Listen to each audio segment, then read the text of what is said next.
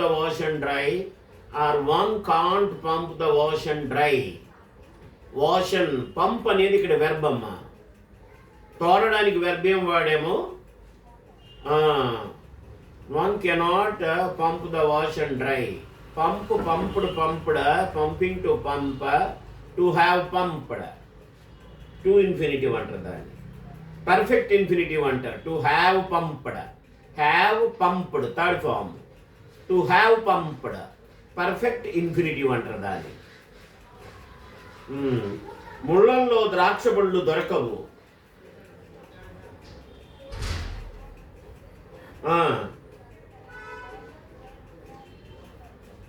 From thorns. ఇప్పుడు ఇవన్నీ చాలా మంచి మంచి వాక్యాలు విత్ గుడ్ వొకాబులరీ. వీటిని నువ్వు చదవాలి, రాయాలి, కొంచెం దానిపైన ఆలోచన చేయాలి, కొంచెం టైం స్పెండ్ చేయాలి మీరు. You have to spare some time on English at home. Then only you can remember things, then only you can enjoy learning English. Otherwise it will be very difficult for you if you go on learning things like this for years together. It will not help you at any way, in any way. Okay namma, you have to understand it, read it, write it. You have to spare some time on English to study them, to understand them, to imitate them. That and all you have to spare some time on English at home.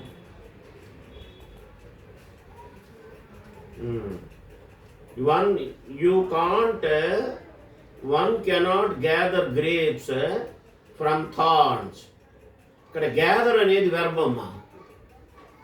One అనేది subject, cannot can అనేది helping verb, గలలేకపోవడము అనేది gather అనే verb తర్వాత ప్రత్యేక భావాన్ని తెలియజేయడానికి వాడే సహాయ క్రియ. Model auxiliaries, MODAL model. MODE mode అంటే విధానము, MODEL మోడల్ అంటే నమూనా, MODAL మోడల్ అంటే ప్రత్యేక భావాన్ని తెలియజేయడానికి వాడేటువంటి సహాయక క్రియలనే మోడల్ ఆక్సిలరీస్ అంటారు. They are limited in number. They are 24 in number. 24 auxiliary verbs ఉన్నాయి అవి. ఓకేనమ్మా. One can't gather grapes from thorns. ఎవరి వాగ్దానాలు వారు నిలుపుకోవాలి.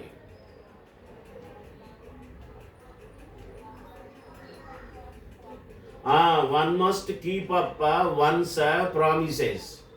ONE one, MUST must, KEEP keep up. One's ONE''S one's promises. నువ్వు మాట నిలబెట్టుకోవాలి అంటే ఎలా చెప్తారు?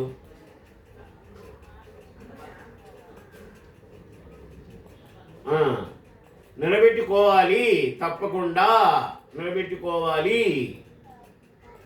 యు మస్ట్ అనొచ్చు, యు షుడ్ అనొచ్చు.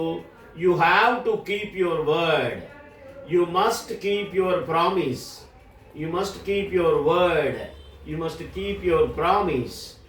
You have to keep your promise. You should keep your promise కదమ్మా. Promises should be kept. వాగ్దానాలని మనము మాట నిలబెట్టుకోవాలి. Promises should be kept. Kept up, should be kept. ఇది ప్యాసివ్ వాయిస్లో ఉంది.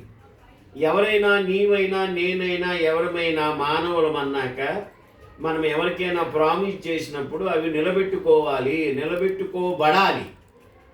Promises should be kept. Should be kept. Should be kept passive వాయిస్లో ఉంది. వాగ్దానాలను నిలబెట్టుకోబడాలి. Promises should be kept up. Should be kept అని కూడా వాడచ్చు, కెప్ట్ అప్ అని కూడా వాడచ్చు. ఏమ్మా? ప్రామిసెస్, ప్రామిస్ వాగ్దానము, ప్రామిసెస్ వాగ్దానాలు నౌన్గా వాడాము ఇక్కడ. ప్రామిస్ అంటే వాగ్దానం చేయుట. I never promise blindly. If I promise I will definitely keep that promise. If I promise anybody any day, any time, I will try my level best to keep it up. అది నిలబెట్టుకోవడానికి నేను ప్రయత్నం చేస్తాను. I never promise anybody anywhere blindly. గుడ్డిగా నేను ఎవరికి వాగ్దానాలు చెయ్యను. Once you promise you must keep it up. Once you promise you must keep it up. అది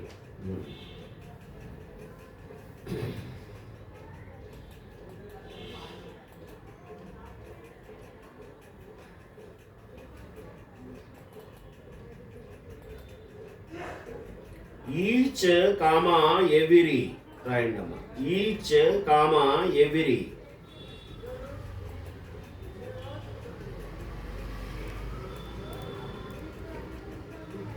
ఈ రెండింటికి ఇంచుమించుగా ప్రతి ఒక్కటి ప్రతి ఒక్కరు అనే అర్థం ఉంది.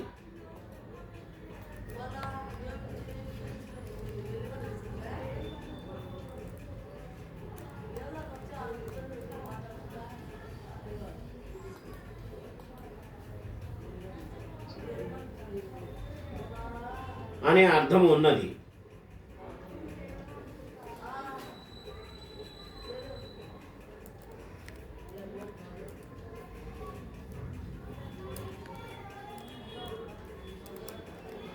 ఈచ్ కామా ఎవ్రీ అనే పదాలు సింగులర్ వెర్బ్స్ తో వస్తాయి.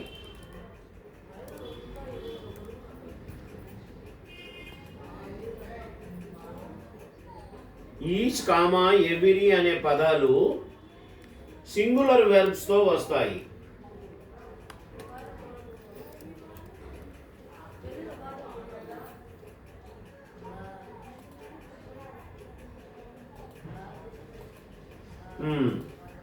నేను ప్రతి బిడ్డకు ఒక చాక్లెట్ ఇచ్చినాను.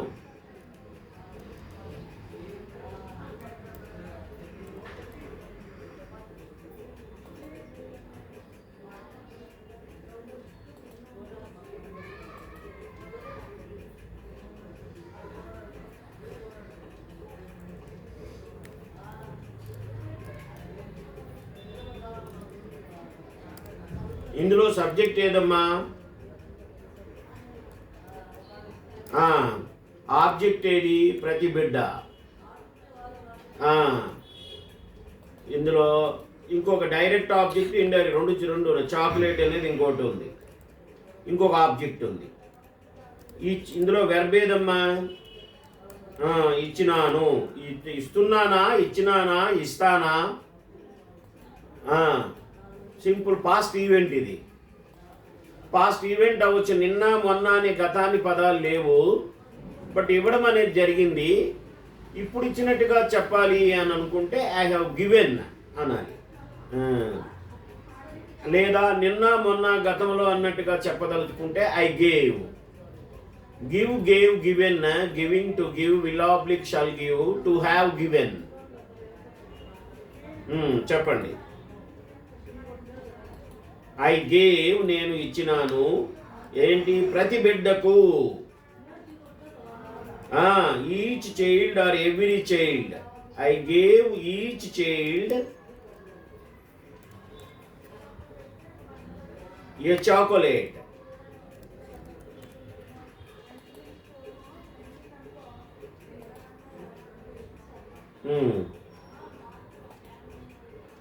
దీనికి ప్యాసివ్ వాయిస్ ఏంటి తెలిసిన? Each child was given a chocolate by me. Each child was given a chocolate by me. నా చేత ప్రతి బిడ్డకి ఒక చాక్లెట్ ఇవ్వబడినది. By me. బై ఐ వచ్చి మీ అవుతుంది అక్కడ. అర్థమైందమ్మా? ఏమైనా ఈ కాదు, రాయొద్దమ్మా, జస్ట్ చెప్తున్నా. Each child was given a chocolate by me. I gave each child a chocolate. Active voice. I gave each child a chocolate. Active voice ఇది. అదే passive voice లోకి మార్చాలనుకుంటే each child was given a chocolate by me. by me. అది passive voice. I am just telling you.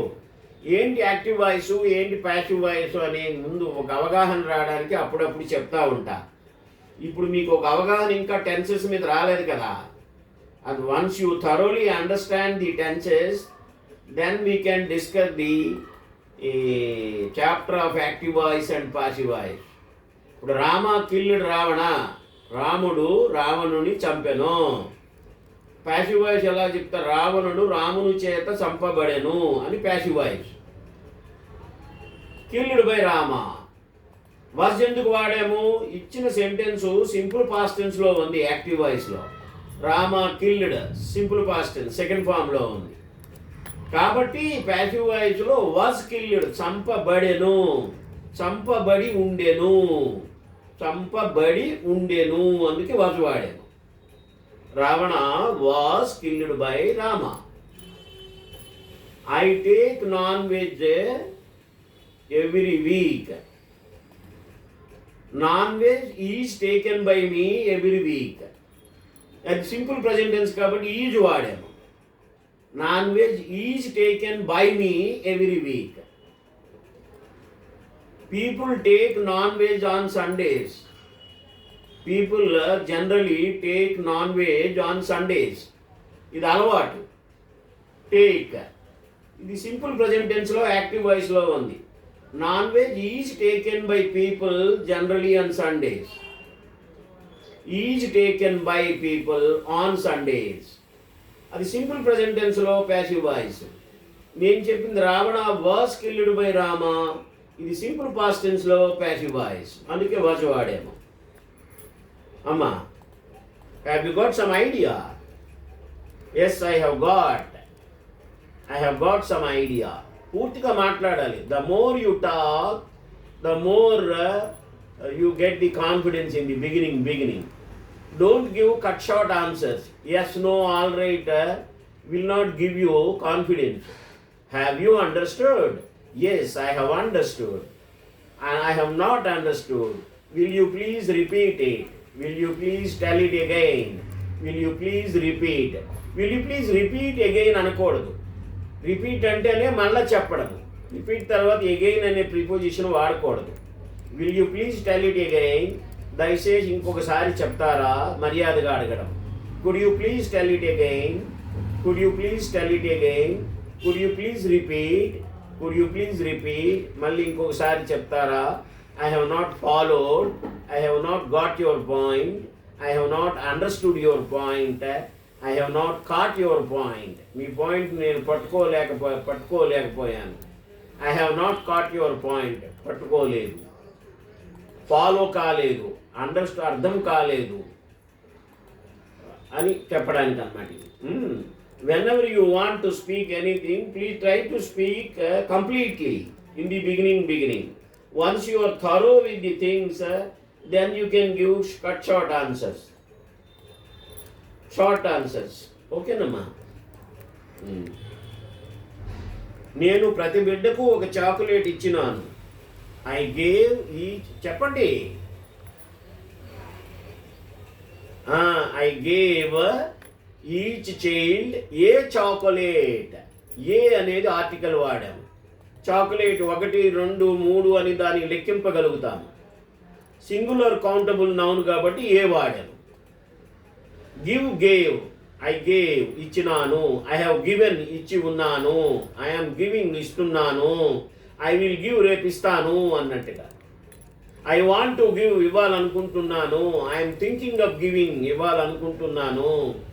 I would like to give ఇవ్వదలుచుకున్నాను. I would like to give